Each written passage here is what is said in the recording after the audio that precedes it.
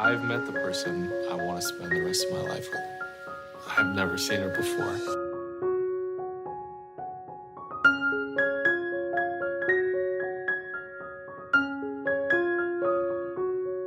Right, welcome everybody to another episode of the Love Island cast. I am one of your hosts, Chris Phelps, and my co-host and very good friend is Mr. Dave Horrocks. Hey there, Chris. I'm delighted to be back to speak to you. Obviously, as the last season ended, I'm always knackered and glad to see the back of it, to be quite honest with you. But there is no Love Island at the minute, Chris. So what are we doing here? Well, we have had a lot of messages, even before Love Island finished, to get on the Netflix series Love is Blind. Now, we have decided we're going to do a run of it. We're going to watch it episode by episode. So I know there's a lot of people probably binge watched it. We haven't. So the format is going to be very similar to what we do with Love Island.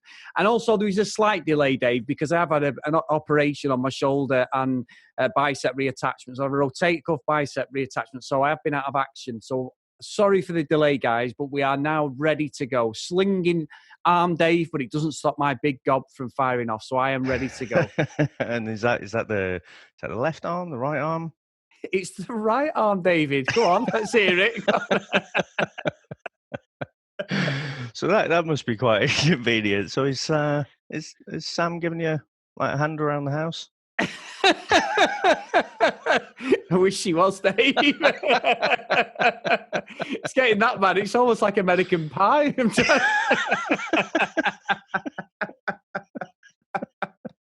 I'm not ambidextrous anymore. That's what I found out.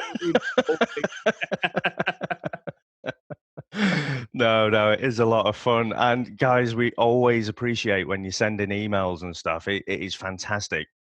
But again, we are trying to make sure that we don't watch ahead at all. So if you're going to email in, that's fantastic. But just please only comment on where we are, because I imagine a lot of people, Chris, have gone out and binged this. But yeah, seeing as we're all kind of stuck inside at the minute, we figured we'd put this one out there. Like I say, a lot of requests, and also, if you're stuck around the house, then we thought we'd put out some extra podcasts. exactly. And I think it's a little tester for us as well, Dave, isn't it? Because we know it's hard work doing the Love Island podcast. We've been nearly a year under our belt of doing it. We've done 4 seasons, but they're every day. And we love doing it, but you do need that little bit of a break. We know we have other podcasts on the go as well, but they're just like weekly episodes, aren't they? So we can live with that. But doing this as an experiment to try and fill the void, because we love interacting with everybody. We have a great laugh when Love Island's on, and the reviews, again, just, through the ceiling. The downloads this last series has just been absolutely phenomenal. So thank you so much, guys. So we're going to maybe do this with a couple of shows. I'm trying to get Dave onto Temptation Island, because I think the 3rd series is coming up, and I absolutely love that show. So we'll see, but we're not promising, because we just don't know if we can do it every day forever. Well, I mean, let's call the elephant out in the room as well. We are on the verge of an apocalypse, it seems. So how are you guys holding up there? Well, in Manchester, we're all right at the minute, Dave. I mean, we went to a shop yesterday. I finally got out the house and we walked up, and I've got my sling on, and I'm saying to Sam and that, because obviously Sam, she's known for a firecracker temper, Dave. You know her very well. And I'm saying to her, don't be starting anything when we're out, please, because I can't do anything if it does kick off. Because I thought this is going to be arguing over fucking toilet roll or bleach or fucking pasta. And we went round, and the toilet roll was gone. It was a fucking bomb site in Home Bargains. But we actually found, this is how I felt like a right fucking tramp. Now, bear in mind, I'm the oldest of 9 kids. We grew up eating Aldi 4p can of beans, Dave. We had not a pot to piss in. If we got a fucking cardboard pitta from Aldi, you put in a microwave, Donna Pitta, which I hate. Obviously, I'm vegan now, but as a kid, fucking pineapple pizza or whatever, ham and pineapple. Ugh. We were lucky.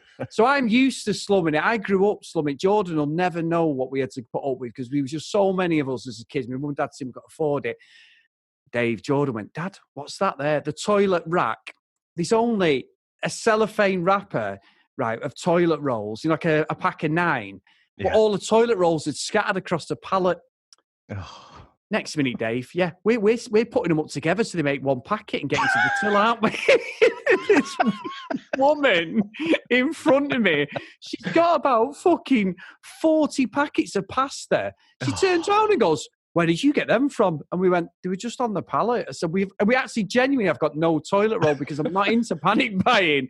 And I was like, "We have none left." I've had to get, with my good hand, I've had to get my fucking knife out and cut kitchen roll in half so it resembles. I wondered where you were going with that. Yeah. So I've cut it in half to make toilet roll out of kitchen roll. So I said to her, and this woman, the cheeky bitch at the counter goes, "I've only got half a roll left." I thought, well, I don't give a fuck, love. You're going to be bunged up anyway with them 40 fucking packets of pasta you got. You're not thinking of anyone else. You're not having any of my toilet roll. So we walked out with my head in shame. I was like, "Sam, just get them in a bag, please." We just looked like complete scaremongers, but it was a genuine. If anyone did see us in Manchester there, Dave, that's exactly what had happened. We weren't just going crazy. So earlier this week, I picked up some toilet roll, just standard, weekly shop type thing. But I did feel like all the eyes were on me. It's like, look, I'm not buying like 6 massive things or anything. It's just people do buy it normally, But no, I was quite looking forward to it. I got all my toilet roll, got all my hand lotion in, but I was quite disappointed. I misheard. They were talking about self-isolation. I thought that's a weird way to get rid of a virus, but Yeah. but joking aside, who the fuck said that we needed to buy toilet roll? I honestly don't know. Weird. It's just pathetic. I've never known it before. We've had various scares and stuff, and it just seems for this thing, everyone's like, it's the first thing people are going to, like, need to stock up on toilet roll. It's like, for fuck's sake, they're gonna keep society going. Tesco's will continue to deliver, other supermarkets will continue to deliver. So if you are housebound, just fucking go on the internet. There's no one without the internet. It's ridiculous. And the thing that annoys me, quite honestly, we will get onto the love side in a little bit, but the thing that annoys me though is the people, right, who are at risk of this, right, are the people who can't get to the shops every day. Yes. So going out and panic buying, stockpiling this stuff, you're depriving people like that of getting it. So please, guys, just bit of common sense, just stop it. Yeah, and Dave, Chris, our listeners are fantastic, so I doubt anyone of ours are actually doing that, but lots of other See You Next Tuesdays out there. Yeah, and you just did the actual PC way of saying it. I just say all the time when I see this, you're all a bunch of fucking idiots if you're going out stockpiling stuff. That's what I would say, Dave, because... steady on now.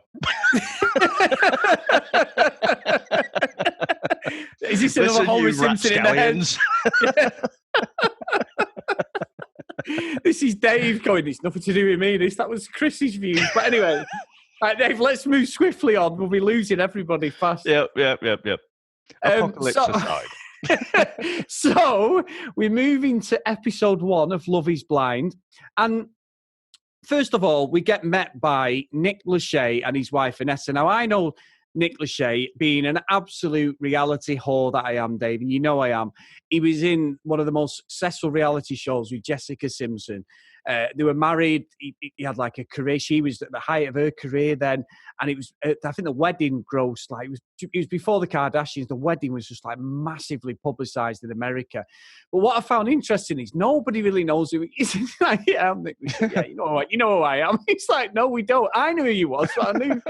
And Sam did. I'm thinking a lot of people are like, I ain't got a fucking clue, especially outside of the US as well. They're not going to know who he is because he's never been massive in the UK or in Europe. I had no idea who he was, to be honest, and I was left wondering what the pair of them. I'm like, I don't know what you're there for, because it was kind of like, it was interesting. They were explaining the rules and stuff, but then a narrator could do that as well. I didn't know what they were there for, other than a free meal ticket, I guess, on day one. Yeah. I think they had to get a married couple because of the pretense of what the show is. So we get introduced, don't we? And it's like, right, you're going to be behind a wall, you're going to go on dates, and at the end goal is you're going to get married. Now, I must admit, watching at the end of the episode, I'm not, we'll talk about what happens in the episode. I honestly thought that the whole show was every episode they are dating behind a wall. And it sort of alludes to at some point they're not, and they meet face to face, which we pretty much get at the end of this episode, don't we? So the format that was advertised that I'd seen wasn't what I thought. They're not really hidden from each other for very long, are they? No, I mean, I was quite surprised. I mean, watching the episode, and we'll go into specifics, I'm sure, but watching the whole episode, I'm like, right, okay. So Love Island gets criticism, obviously, for being overproduced quite a lot of the time, but I thought this was a step up from that. It was very highly polished, overly produced for me, and I thought, you know what, this isn't really grabbing me because I can't be doing with like, what is it, 10 episodes, 13 episodes, whatever it is, of people just talking to a wall. And I thought, yeah, I'm not really seeing what everyone else is seeing. But right at the end there, you get all these clips of drama, which is obviously what's happened in the future. And I'm like, oh right, okay, right, this is the setup. You know, this is how they form that connection without seeing each other at all. And you know, we're going to get a bit of drama. So for 95% of the episode, I'm like, not really feeling it. But then right at the end, they got me. Yeah, I'm with you on that. I'm with you. I think as well, there was a couple of people that stand out for me, Dave, in this episode that I want to talk about. One of them is Carlton. Unbelievable. What he's doing on the show, I do not know. And also Jessica as well. He's someone who stood out a lot for me. Now, which one do you want to go with first, Dave? Well, you mentioned Carlton first, so let's stick on him now. Chris, who would your idols be? You know, people like, I mean, you love a bit of Hulk Hogan, don't you? Sylvester Yeah, Stallone, maybe people like yeah. that. You know, these are idols that you have. I found it a really weird comment that he wanted to like aspire to be someone like Hugh Hefner. I thought, Yeah. what the fuck? Why would you aspire to be a creepy old man who surrounds himself with Playboy models? Well, actually, I know why you would want to aspire to be that, but you know, in all seriousness, I don't think he's someone to aspire to be honest. And so I just thought that was a weird old comment. Yeah, look, I'm going to put my cards on the table here. The only similarities between him and Hugh Hefner it was well documented. Obviously, Hugh Hefner had loads of girlfriends. He had girls living around the Playboy Mansion. We used to watch one a couple of years back where you had Holly, who did the Peep Show in Vegas. We watched this is how bad I am with reality stuff. We watched the show. You got Kendra. We used to watch Kendra Wilkinson, who was on I'm a Celebrity, and Hank, her husband. They were all there. Sam's read the books on them. We watched all their reality stuff. The only thing I'd say is I honestly think, and there's nothing wrong with this, I honestly think Carlton is gay.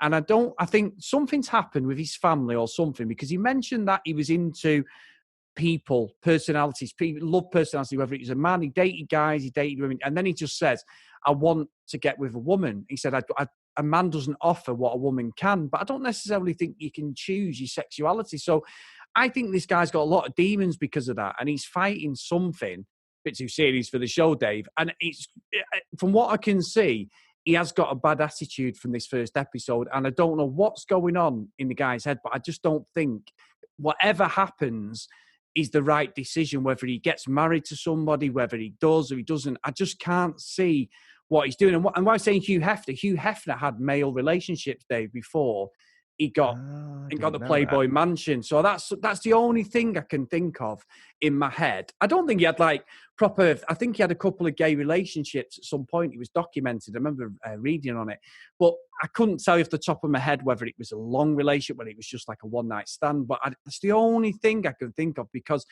Hugh Hefner is on the fucking Jimmy Savile spectrum of fucking childcare, isn't he? Let's be honest. There's no fucking way that guy is kosher, is he? Let's be honest, Dave. Well, Welcome back, everybody. There's a few things there. You're trying to make me break out the old Homer Simpson backing into a hedge gif, aren't you? That was Chris. Yep. Carlton's definitely gay. Yep, that was Chris. It's Hugh Hefner's Jimmy Savile. Yep, also Chris. No, I don't disagree. You know what? I think he could be bi, but what he said there was not convincing at all to me. He just sort of said, he's dated both. Uh, how did he put it? Both genders, I think, is what he said. Yeah, And then, but he's just said, but now I want, you know, to get married with a woman. And I think, didn't he mention kids as well? yeah, I mean, yeah, that's the obvious thing that women can provide that a man can't provide. So I just, I don't. You remember George Michael, right? yeah, Obviously, rest in peace. Fantastically talented bloke. I remember him having an interview, and he was saying, basically, he was saying he could get it up for both sexes, but in the end, he found a connection better with a man. I buy that, right? Completely. But I just don't know if I buy what Carlton's saying there. It seems like he's decided he wants to have kids. He feels, as a lot of us do. So therefore, he's going to get married and have kids. So it's the logical part of his brain to do that. So yeah, I don't know. I think again, I've said it before, Chris. When we had like a same-sex relationship, or albeit very brief, on the Australian Love Island, reality TV is not the place to work out. If you've got some complex issues to sort out. So I'm interested where that goes, but obviously, cutting right to the end, he's obviously in tears and giving us a bit of drama there. So something obviously goes off at some point. So I'm looking forward to seeing what that is. yeah. And he did provide me with. It was a funny moment, but also a very arrogant moment. Was when he's talking to Amber and she's chatting away about she's a tomboy, a mechanic, and he just gets up and fucking leaves. And she's waffling on. And at first I was laughing, but we didn't know his personality then. And as the show came on, I kept thinking, you've got really, really bad attitude. Everyone owes you something. And I didn't like it. But when he first did it, I was like, oh, he's got some bollocks to just walk out. But as it went on, I was like, oh no, he's got a real bad chip on his shoulder. At the moment, anyway, whether that changes as we go through the episodes, I don't know. I think it can be both things. I think he can have a chip on his shoulder, and it was pretty funny. Yeah, yeah. But I mean, so you talked about Jessica. I mean, she had quite a strong connection with Mark, and what was the other chap's name? Barnett. Barnett, yeah. So I mean, that Mark is intense, isn't he? He's got those coke eyes. He's just come out of the bathroom and he's like, everything's like, whoa, go get him. Proper bro. I mean, but you were talking about Jessica. I mean, what do you think to her? I'm not convinced by her at all. I mean, look, we're at the dating stage. I don't know how this pans out, so I don't know what it is, but she just seems quite odd and different to all other people. She's obviously older than all the girls. She's 34. Look, it's younger than me and you. I'm not saying that there's anything wrong with that. I'll be honest with you, and Sam said it, so it's not me being a bitch, Dave. She's not fucking 34. Not a chance. But anyway, I think she's probably more our age. Yeah, I'm being honest there. I don't believe she's 34 at all. I'm coming in hot today, people. Homer's going to be putting in an extra shift today. I just don't believe it. I honestly don't believe it. But she's got a lot of baggage. And one thing she kept saying was about the money and stuff, Dave, because of her job. I earn 5-figure. And I'm like, no, not at all. And she was picked up on Mark being a PT. And it's like, well, what's wrong with that? That's his job. What the fuck's the matter with you? Yeah, is she one of these people where he's got to earn the same money as her to feel equal and that? I don't get it. There's just something niggling me. And it could be that I'm way off and we play the series out and tomorrow's episode, she comes across as lovely, but there's just something niggling at the moment. Yeah, I'm not convinced. And again, there's something a little bit too predetermined about her. As I said with Carlton, I think with Jessica, she's kind of like, she's probably focused on a career and dated and stuff through her 20s, and she's just got to that point, and it's like, right, I kind of want to. I've had all my career and fun, but now I just want to get married and have babies. That's it's a very formulaic thing, and I don't know. Yeah, I'm interested to see where it goes with her because there's something a bit disingenuous about her. I don't. Yeah, I didn't warm to her at all. No, you're right. You're right. And let's see how it plays out, because it's a great experiment for the podcast for both of us. Because I know probably most people, as you mentioned, have probably binged it. But what I will say, Dave, which I find fucking difficult to take. Now, I'll set the scene. So I'm being a slight hypocrite here. When I got with Sam, I had there was background there because she was one of my best mate's sisters. I'd known her since I was a kid. I mentioned it before. She saved my life, Dave. Sam's slightly older. I used to have convulsions, and she put the spoon on my tongue because I was having a convulsion, and saved me from swallowing my tongue when I was 3 or 4 years old. Oh, And you didn't tell me this. I've never told you that. No, So anyway, no. so I always talk about Sam. So Sam's, and let me just say this before it's saying, Sam's. I'm not going to scratch away at that, but No, I'll tell you the story. So Sam's 7 years older than me. She looks younger than me, as everyone always tells me. And she's one of my best friend's sisters, known her since I was a kid. So when I was 4, I used to have a lot of convulsions. So I had like a bit of a fit, high temperature, literally frying egg on my forehead, and I ended up in hospital a couple of times. And my mum had always said, if everyone sees me having a convulsion, if I'm playing or whatever, you've got to put like a spoon on my tongue so I don't swallow my tongue. So I was having a fit. And my mum, we didn't have a phone. She ran next door. Sam's nana lived next door. Sam runs in and my mum's like, get this, can you put this in? She had to put a spoon on my tongue. I haven't got a clue. Sam, I don't think really remembers it, but it's always something that was mentioned. She sort of remembers it, but she doesn't, if that makes sense. She's not knowing that it was going to be a future husband. So we had that background, Dave, the Florence Nightingale effect, she saved my life and all that, and so, get me some more points there. So everything I've said earlier than this, when I was getting a 1-star review, maybe I've pulled it back with a 5-star, but that's genuinely a true story. So we had a background, but we got together on the Saturday, and I think by the Thursday, because I'd known us for so long and we'd always got on, but I always thought she was older and out of my league and all that stuff. And I did tell her after 4 days that I loved her. So I'm thinking, and then we literally within a month, we told the families we were getting married, and everyone's like, what the fuck's this shit? And 22 years later, we're still together. So someone's, right somewhere. It just, that does happen. I'm not saying we've had a perfect marriage. Nobody has, but we love each other, and we've had got a great life and all that stuff. However, I'm not believing that after 2 fucking days or whatever this first episode is, that Kenny says to, is it Lauren, that he loves her? Cameron. Cameron says to, is it Lauren? Lauren, yeah, that he loves her. Great connection. You can see that, and he's really emotional, but I'm really finding it difficult to buy into that. How it plays out again, I don't know, but I was really like, has somebody been paid to say you've got to tell someone you love them after the first episode? Because it seemed a bit too neat for me. It took me by surprise, to be honest. I mean, again, as I do, Chris, when I don't know who these people are, I don't know the format or anything, I'll jot down my little notes. That's the only reason I know it was Cameron, is because I wrote it down. But when they said it, and they both said it, didn't they?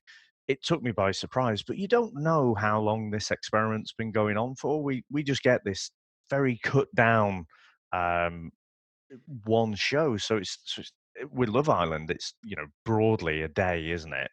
Condensed into an hour. You don't know if this was like a week or something, do you? They might have mentioned it, but I don't remember picking up. So time just, I couldn't figure out if this was over a week or something. But yeah, I was quite surprised. But no, I guess I see it a little bit differently to you. I wasn't thinking that. I didn't believe it. I just thought it seemed pretty sweet, because when they did say it, they were both getting quite choked about it, And look, I agree. Sorry, I'm not trying to be a complete cynic. I just kept thinking it just seems too cute. You set up the first episode, so the next week you're like, oh shit, let's watch the next episode. Yeah, I know it's editing. We know that the editing works well. We always say we love Ireland. Sometimes you watch someone on a Friday, and obviously we had the horrendous situation with Love Island with the loss of Caroline Flack, but it didn't move on. The episode 4 or 5 days later, they just continued. So we can never gauge how many episodes ahead or behind they are. So how many days ahead of us. They sort of put it into one. You're right. I don't know if there's any reshoots or continuity things with this. Like you say, it's got the Vaseline effects on the camera, and the whole dynasty camera angles and stuff. Yeah. It has, hasn't it? Everyone looks absolutely fucking flawless. The one thing I was a bit uncomfortable, and it was one of the guys who I don't think he's going to last very long, was Oh, I when know that what you're guy gonna said to say. Lauren, oh, he said to her, he said, "You're black." And I'm like, what the fuck has that got to do with anything? And then, and then Such she replied with, "No, I'm not." And I'm thinking, but why have you replied? Just tell him he's a wanker. And that's it. I just didn't get it at all. that was John, the CEO. It's very Oh my uncomfortable. God! And we love The Office, don't we? But it was proper at certain points of that.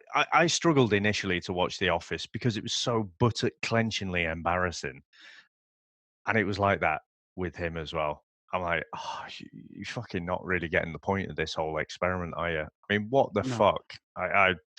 Yeah, it wasn't just a bit uncomfortable, was it? It was off the scale. Yeah, and what does it matter? That's the whole point of this experiment. I was just like, you're a dick, absolute dick.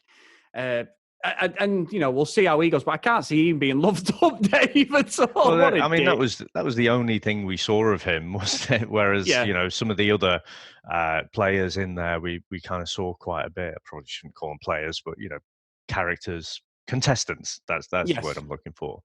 But Yeah. yeah, I think. But I mean, Barnett, he seems to have. He seems to have good chat, doesn't he? So Amber, the ex-tank mechanic, seemed to take a bit of a shine to him as well as Jessica. Um, I tell you what, I can't look at him though and not think of Harry Kuehl. Yeah, he does look like him, doesn't he? He Yeah, does. he is a Footballer. good-looking bloke. So yeah, I mean, probably most of the people listening won't know who that is, but Australian footballer from at least 10 years back.